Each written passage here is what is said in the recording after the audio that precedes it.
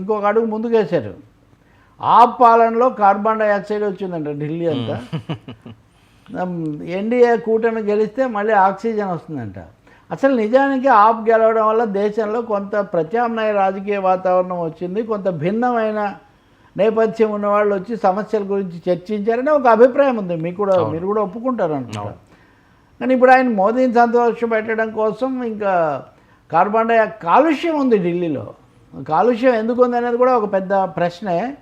కానీ చంద్రబాబు నాయుడు మళ్ళీ back to 1995 అన్న దృశ్యం ఈరోజు ఢిల్లీలో కనిపించింది మీడియాలో. ఏంటి అది? నేను అప్పుడే చెప్పాను, ఈ కమ్యూనిజం ఇవన్నీ అయిపోయినాయి, ఇంకా టూరిజం ఒకటే కావాలని నేను అప్పుడే చెప్పాను. విద్యుత్ శక్తి ప్రైవేటీకరణ, వీటి కోసం రెగ్యులేటరీ కమిషన్లు నేను అప్పుడే చెప్పాను. అంటే మొత్తం మీద అన్నీ తను చెప్పినవన్నీ ఇప్పుడు అందరూ ఒప్పుకున్నట్టు, ప్రపంచం అంతా భారతదేశం కేసి చూస్తున్నట్టు ఆయన చెప్తున్నాడు. అసలు భారతదేశమే అమెరికా వైపు చూస్తుంది. మా పిల్లల భవిష్యత్తు ఏమైపోతుందా అక్కడి నుంచి పంపిస్తే అని చూస్తుంటే పదే పదే మోదీ గారి నాయకత్వం ఇప్పుడు ప్రపంచానికి అవసరం అంట. ఎంత దూరం వెళ్ళాడంటే ఆయన, ఇది ముఖ్యమైన విషయం. లెఫ్టిస్టులు అయిన వాళ్ళు మటుకే లెఫ్ట్ పార్టీలో ఉంటారు, మిగిలిన వాళ్ళందరూ రైట్ అవ్వాలి అంటున్నాడు. తెలుగుదేశం పార్టీ రైటిస్ట్ పార్టీ అని చంద్రబాబు నాయుడు ప్రకటిస్తున్నారా? నిజంగా దీనికి ఎన్టీఆర్ గారు వ్యవస్థాపక అధ్యక్షుడు, ఆయనే కదా దానికి ఊపిరి. ఆయన తనది లెఫ్ట్ ఆఫ్ సెంటర్ అన్నారు. ఆయన ఒక దశలో అయితే నక్సలైట్లను ఇంకా అట్లా చెప్పిన సందర్భాలు కూడా ఉన్నాయి. కాబట్టి లెఫ్ట్ ఆఫ్ సెంటర్, కనీసం మధ్యవాదం వైపు అయినా ఉండకుండా రైటిస్టులు అవ్వాల్సిందే అని చంద్రబాబు చెప్తున్నాడంటే మరి ఇంత మాట్లాడినందుకు ఢిల్లీలో ఏమైనా నిజంగా ప్రయోజనం ఉంటుందా లేదా?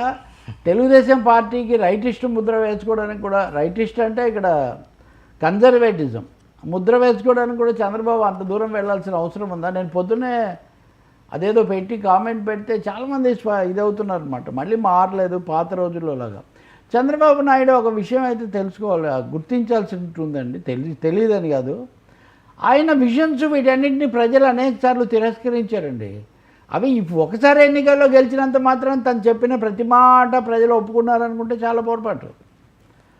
99 2004లో ఓడించినప్పుడు, 2010లో ఓడించారు, 2010లో 9లో ఓడించినప్పుడు, 2019లో ఓడించినప్పుడు, ఈ మధ్యలో పార్లమెంట్ ఎన్నికల్లో దెబ్బతిన్నప్పుడు అప్పుడేం ప్రజలు సందేశం ఏమి ఇవ్వలేదా? కాబట్టి ప్రజల కోసం ఏం చేయాలి, రాజకీయంగా ఏం చేయాలి ఆలోచించవచ్చు, లేకపోతే అవసరార్థం బీజేపీతో కలవచ్చు. కానీ ఇంకా చాలా అన్యాయం. నిన్న బడ్జెట్ అప్పుడు నేను లేను, మీతో చర్చించలేదు.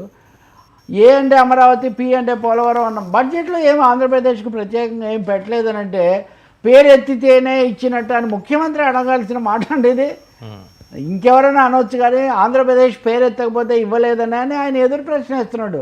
బీజేపీని ఇంతగా మోయాల్సిన అవసరం చంద్రబాబు నాయుడు గారికి లేదండి. ఎందుకు ఆయన చేస్తున్నారో కానీ, ఎన్డీఏలో ఉన్నారు కాబట్టి ప్రచారం చేసిన 4 ఓట్లు తెచ్చిపెట్టవచ్చు. కానీ మరీ అంత రైట్ అనాల్సినంత అవసరం లేదు.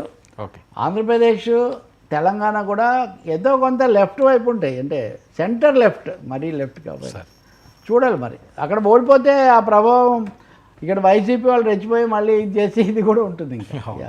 సరే, ఏంటి హీటెక్కిన తెలంగాణ రాజకీయం? 10 మంది ఎమ్మెల్యేల రహస్య సమావేశం అట హైదరాబాద్ సమీపంలో ఎమ్మెల్యేకి చెందిన ఫామ్ హౌస్లో పెట్టి మంత్రుల తీరుపై అసంతృప్తిగా ఉన్నారు. రేవంత్ రెడ్డికి ఏవైనా ఇది ఇబ్బందికరంగా మారే అవకాశం ఉంటుందా? ఇప్పుడు ఖచ్చితంగా ముఖ్యమంత్రికి కొంతమంది ఎమ్మెల్యేలు ఇలా వెళ్ళి